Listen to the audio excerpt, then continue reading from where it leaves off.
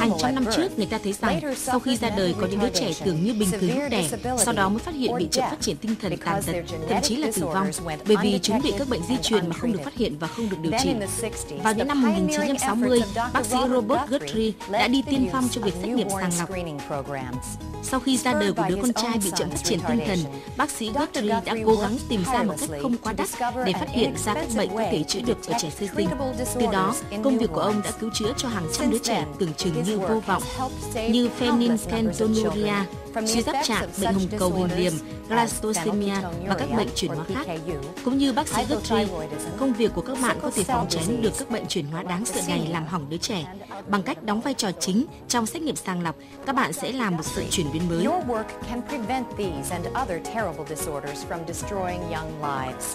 By playing a key role in newborn screening, you can make a difference.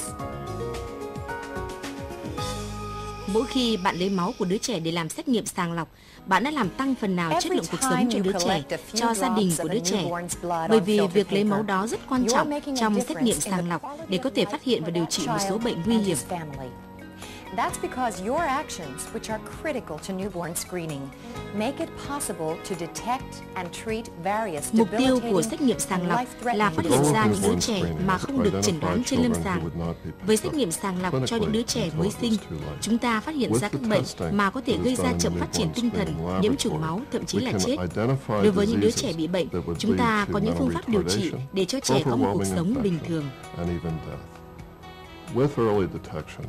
We can pick up these kids, begin treatment, and intervene in a way that will. Bởi vì xét nghiệm sàng lọc cho trẻ sơ sinh là chìa khóa để phòng tránh tàn tật và chết cho nhiều trẻ mới sinh mỗi năm, nên vai trò của các bạn trong xét nghiệm sàng lọc rất là quan trọng. Cuốn băng video này sẽ chỉ cho các bạn cách bài bản. Các bạn sẽ xem người ta chuẩn bị chỗ châm kim như thế nào, lấy mẫu máu bằng cách châm kim vào gót chân và chạm trực tiếp vào giấy thấm. Bạn thay đổi kỹ thuật khi cần thiết. Bảo quản và chuyển mẫu máu đến phòng xét nghiệm, phòng tránh các vấn đề mà có thể làm trì hoãn chẩn đoán hay điều trị. Để biết mọi chi tiết đầy đủ và các vấn đề có liên quan, hãy hỏi tư vấn NCCNS A1 đến A4, lấy máu trên giấy tấm để xét nghiệm sàng lọc cho trẻ sơ sinh. Now let's see how you can make a difference through careful, accurate screening, beginning with preparation.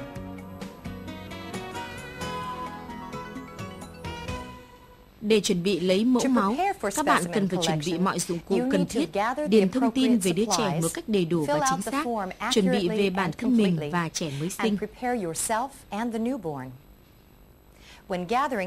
Về các dụng cụ cần thiết, đầu tiên là phải có dao chích vô trùng dùng một lần. Mặc dù có nhiều loại dao chích, nhưng phải chọn loại mà đầu mũi dao chích có độ sâu 2 mm hay ngắn hơn. Độ sâu này rất quan trọng cho mọi đứa trẻ mới ra đời, đặc biệt là trẻ đẻ non. Nếu trẻ có cân nặng 1.700 g hay ít hơn, hãy dùng dao chích có độ sâu ngắn hơn. Sau đó chuẩn bị bông cồn. Nên nhớ rằng là cồn 70% isopropanol, tránh không dùng các chất diệt khuẩn khác vì chúng có thể làm sai lệch kết quả.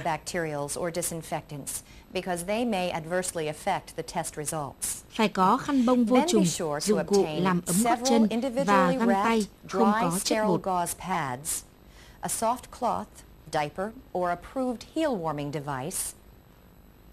Cũng cần có hộp chứa rác an toàn. Also make sure you have a clearly marked disposable biohazard container and a sharps container. The containers should be puncture-proof là giấy thấm lấy máu hiện hành. Finally, take a current blood collection form, which includes a giấy thấm này unique rất chuyên filter dụng paper. và được This FDA paper công is nhận. a highly specialized grade or matrix for blood collection and is an FDA-approved Class 2 medical device, which Hãy nhớ meets a rằng specific mặt bàn viết performance phải khô và standard. sạch trước khi điền lên giấy thấm để tránh làm bẩn mẫu máu bởi nước, cồn, bột và các chất khác. This helps prevent water, alcohol, formula, hand lotion, and powder from contaminating the specimen and affecting test results. Bây giờ bạn hãy điền lên giấy thấm thông tin một cách đầy đủ và chính xác. Print legibly with a ballpoint pen. Dùng bút bi để Don't điền, use a không dùng typewriter máy or in other vì mechanical nó có thể printing làm bẩn device giấy. because it will compress and contaminate the paper. Không được chạm Never vào chỗ touch lấy the máu filter trên giấy paper thấm, portion of the kể cả form. qua găng tay, Even with vì dầu gloves, trên da tay hay bột skin găng có oils thể and làm glove bẩn mẫu máu. powder can contaminate the specimen. Mục này rất quan trọng vì nếu bạn điền thông tin sai hay không đầy đủ thì bạn có thể làm chậm chẩn đoán và điều trị bệnh với hậu quả rất nặng nề cho đứa trẻ. You may delay diagnosis and treatment of a disorder with tragic consequences for the newborn. Now you're ready to prepare Tiếp theo, yourself phải chuẩn and bị the bản thân newborn và for đứa blood trẻ mới sinh collection. để lấy máu. Because newborn screening uses blood for testing, remember Vì đây to là xét follow the nghiệm sàng standard lọc dùng máu để precautions to thử, reduce bạn your cần đề risk of phòng khả năng infection. bị nhiễm bệnh. For more information on these precautions, see NCCLS Document M29, Protection of Laboratory Workers from Instrument Biohazards and Infectious Disease Transmitted by Blood, Body Fluids and Tissue. Về mặt chuẩn bị cho trẻ mới sinh, đầu tiên là chỗ để châm kim. Choose a site on the most medial or lateral Chọn phần giữa sections of hai the bên plantar của or gót chân. walking surface of Chỗ the này foot. là chỗ an toàn nhất These are the để lấy preferred máu, and bởi vì safest xương gót chân areas không for có puncture. ở đó. Đối với That's hầu hết because các the trẻ heel mới bone sinh, is not in these areas không in được most lấy máu ở newborns. ngón chân, vòng trong của gót Do chân not vì select có a khả năng puncture đâm kim site vào in a xương. finger or the Ngoài posterior ra, curvature of tránh the chỗ đã heel lấy máu trước, because of the chỗ bị risk of sưng hay puncturing the phù. bone. Also avoid choosing a site in the arch of the foot, a previous puncture site, or an edematous or swollen area. Sau đó rửa tay Next, kỹ wash your càng, đeo hands găng. vigorously and put on your gloves. Then Xem lại thông confirm tin that về the đứa trẻ có information on khớp the với thông newborn's tin trên mẫu máu. identification band matches the information on the blood collection form. Trách nhiệm của bạn Remember, là it's lấy your máu và điền trên giấy responsibility thấm một to cách make chính sure xác. that you collect the specimen on the right form. It's also your responsibility to make sure the newborn stays warm. So Cũng cần wrap để them đứa in a trẻ được blanket ấm bằng and cách là expose bọc vào only cái the chăn puncture vải site và as để needed. hở chỗ định lấy If máu. approved by your institution's policy, increase blood flow to the puncture site by Cần tuân warming thủ the quy tắc của newborn's bệnh viện heel. để làm To tăng do lưu lượng this, máu ở chỗ hold a định lấy soft, máu bằng moist cách làm cloth ấm or gót chân diaper trẻ. on the site for 3 minutes. As an alternative, use an approved heel warming device. Make sure Có that thể the dùng khăn có temperature nước of the ấm hoặc water dụng or cụ heel làm ấm warming với nhiệt độ device không quá is no 42 độ more C than trong 3 42 phút. degrees Celsius. A Nhiệt higher độ cao hơn temperature có thể could làm bỏng burn da the trẻ. newborn's delicate skin. Kế tiếp, Next, để chân trẻ position the thấp hơn newborn's tim leg để làm tăng lưu lower lượng than máu the đến gót heart. chân. This increases venous pressure and enhances blood flow to the heel. Sau đó, Then lau wipe gót the chân puncture bằng site bông with cồn a sterile và để alcohol khô swab. hoàn toàn trong không khí, Let the bởi skin vì air lượng cồn dry còn lại có thể làm completely loãng because máu, residual đông máu alcohol và ảnh hưởng may đến kết quả dilute xét the nghiệm. specimen and affect test results, or may cause hemolysis, which can create serum rings and make the specimen unusable.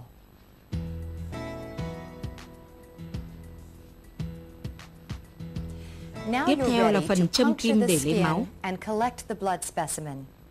Unless otherwise directed by instructions on the lancet package, Châm kim vào gót chân một cách puncture dứt the khoát. newborn's heel using one continuous motion.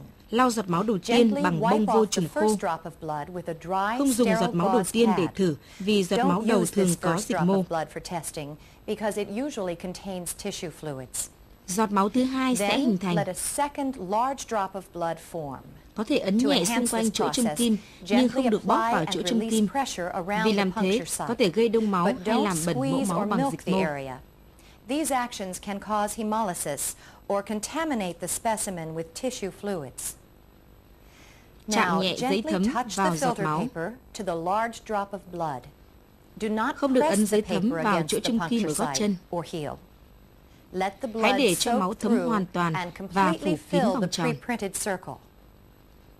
Before filling the next circle, check Trước that khi thấm both vòng tròn sides thứ of the hai, circle hãy are kiểm tra sufficiently xem máu đã saturated. thấm hai mặt chưa. However, remember to apply blood to only Tuy one nhiên, side chỉ of the thấm máu filter vào một paper. mặt của giấy thấm. For each circle, Đối với mỗi vòng tròn, keep the giữ giấy filter thấm paper vào giọt against máu the blood cho đến drop khi máu thấm until you hoàn see the toàn qua blood giấy thấm. soak through and thoroughly saturate the paper. Be Hãy patient. kiên nhẫn. This process takes more time in Thời some gian lấy máu có thể newborns kéo than in dài hơn others. ở một số đứa trẻ. Always make sure the blood Chú ý drop is là large phải lấy enough giọt to máu đủ completely to để fill a phủ kín circle hết vòng in tròn. one step. Do not layer or apply successive blood drops to the same circle. Không cho giọt máu thứ hai vào cùng một vòng tròn trên giấy thấm vì sẽ gây nên sự đóng bánh và nồng độ không đồng nhất. Continue to correctly fill all circles on the form. Hãy thấm máu vào vòng tròn khác trên giấy thấm như mô tả ở trên. Nếu lưu lượng máu không đủ để lấy máu thấm vòng tròn, hãy châm kim chỗ khác và dùng kim châm vô trùng khác kèm theo bông cồn. Khi tiếp tục, hãy bắt đầu lấy máu thấm vào những vòng tròn nguyên vẹn trên giấy thấm. Khi mà vòng tròn đã có máu, hãy chăm sóc chỗ châm kim ở gót chân. Đầu tiên giữ chân cao hơn người.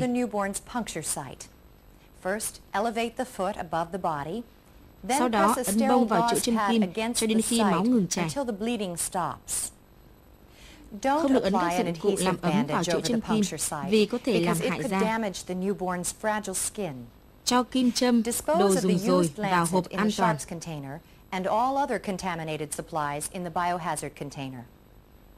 Hãy tháo găng và rửa tay. Nếu bạn muốn lấy máu đứa trẻ khác, hãy dùng găng tay mới.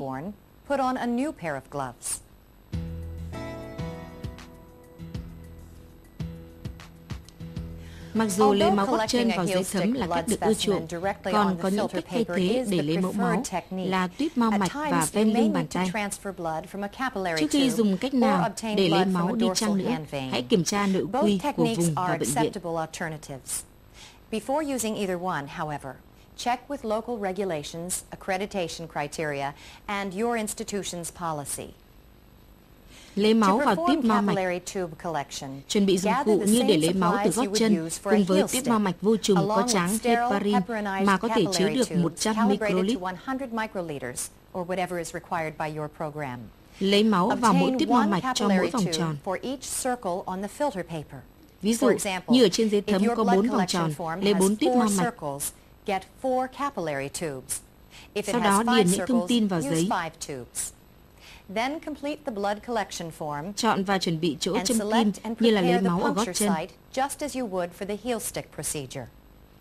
Sau khi châm kim, lấy máu vào một tuýp mao mạch, thường là 100 microlit.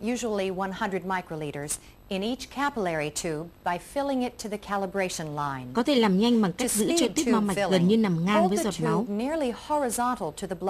Sau khi lấy đầy tuýp, lộn ngược tuýp vài lần. Ngay sau đó, cho máu vào vòng tròn trên giấy thấm.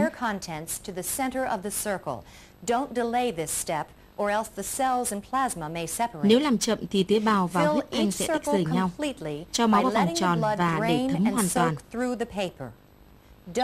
Không được chạm tiếp vào giấy thấm.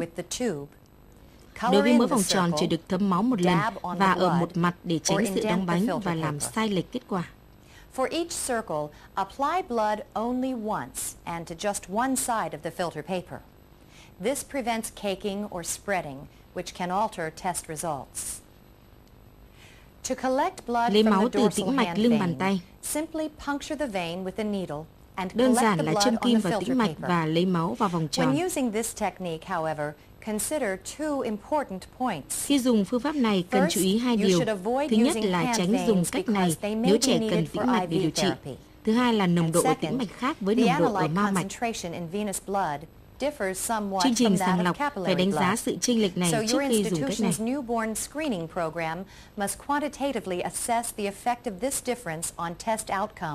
Before allowing the use of venous blood for newborn screening.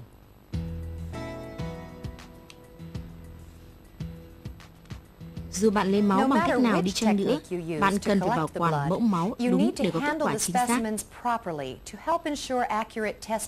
Sau khi lấy máu vào tất cả các vòng tròn, để mẫu máu khô trong không khí ít nhất 3 giờ với nhiệt độ từ 15 đến 22 độ C. Chú ý, để mẫu máu nằm ngang, vì nếu để nằm dọc có thể làm các chất trong máu tách rời nhau. Không được dùng lò sưởi, phơi dưới ánh sáng mặt trời. Không giữ mẫu máu trong túi ni lông, xếp chồng lên nhau hay chạm chúng vào các vật khác. Nếu làm khô mẫu máu không hợp lý, mẫu máu sẽ không dùng được.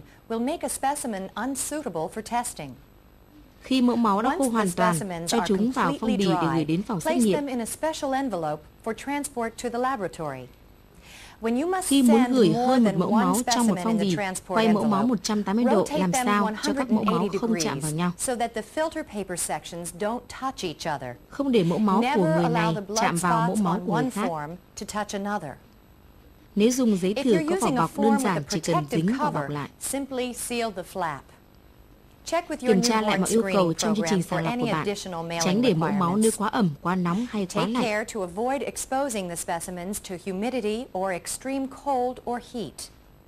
Climatic extremes can adversely affect the specimen's stability and analysis.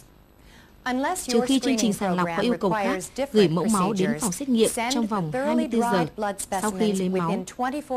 Không bao giờ được chờ đợi vài ngày mới gửi mẫu máu đến phòng xét nghiệm.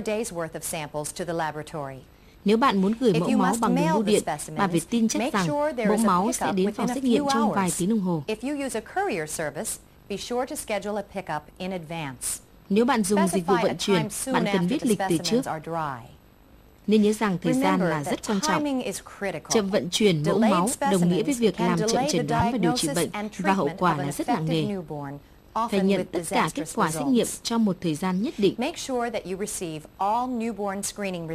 Nếu thất lạc, phải hỏi xem phòng xét nghiệm để nhận được mẫu máu hay chưa và kết quả ra sao.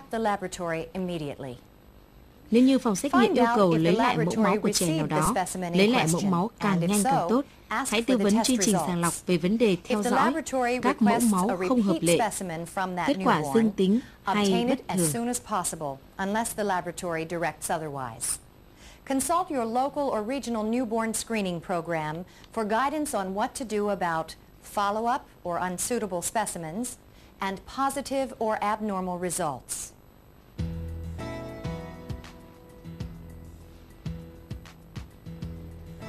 Bên cạnh việc lấy máu và vận chuyển máu, bạn phải phòng tránh mọi vấn đề để kết quả được chính xác.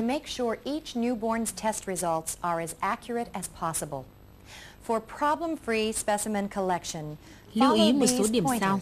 Thứ nhất, giữ cẩn thận các hồ sơ để sau khi làm xét nghiệm có kết quả trong một thời gian hợp lý. Lưu trữ lại kết quả trong hồ sơ của từng đứa trẻ.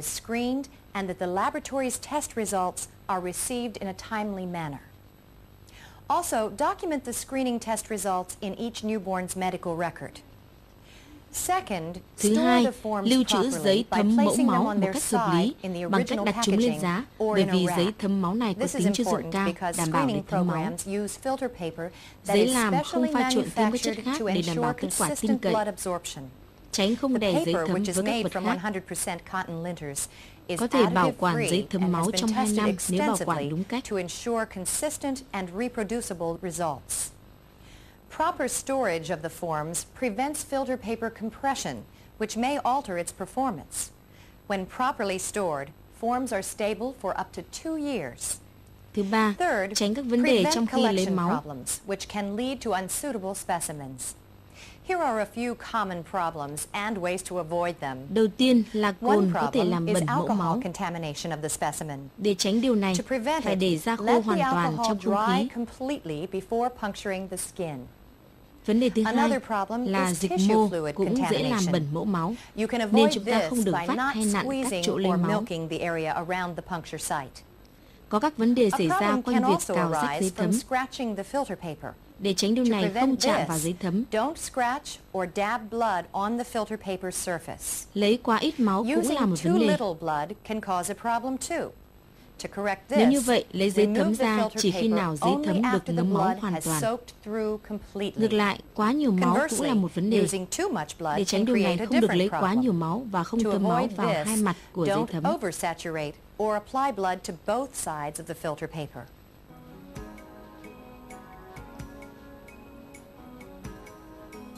Tóm lại, băng video này cho các bạn xem người ta lấy máu như thế nào cho đúng và tăng tối đa giá trị của xét nghiệm sàng lọc. Một cách ngắn gọn, các bạn đã học cách điền form đầy đủ và chính xác trên bàn viết khô, chọn chỗ lấy máu an toàn, lau chỗ lấy máu bằng bông vô trùng và cồn 70 độ và để khô trong không khí. Châm kim bằng loại dao trích chuyên dụng, bỏ giọt máu đầu tiên, lau bằng bông vô trùng khô. Ấn nhẹ cho hình thành giọt máu thứ hai. Chạm giấy thấm vào giọt máu mà không chạm vào da.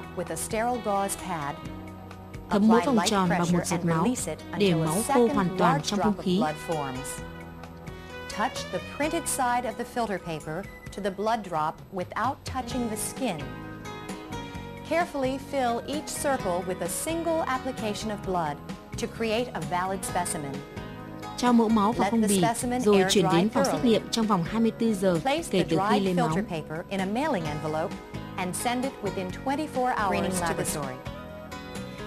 Như các bạn đã thấy, xét nghiệm sàng lọc cẩn thận bắt đầu từ chính các bạn. Bằng cách tiến hành xét nghiệm sàng lọc một cách cẩn thận và chính xác, các bạn có thể cho trẻ một cuộc sống bình thường và có khi là cứu sống chúng. Những người tham gia trong chương trình sàng lọc này rất quan trọng trong sự thành công của chương trình.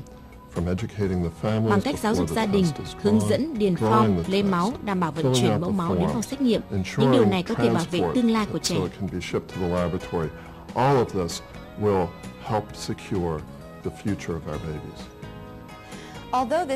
Mặc dù băng video này chỉ những điều cơ bản để lấy mẫu máu làm xét nghiệm sàng lọc cho trẻ, bạn cần đọc toàn bộ NCCLS, tài liệu LA4, A3.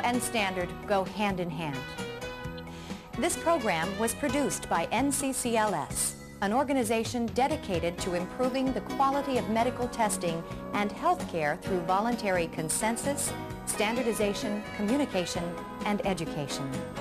You and your organization can and should be interested in NCCLS.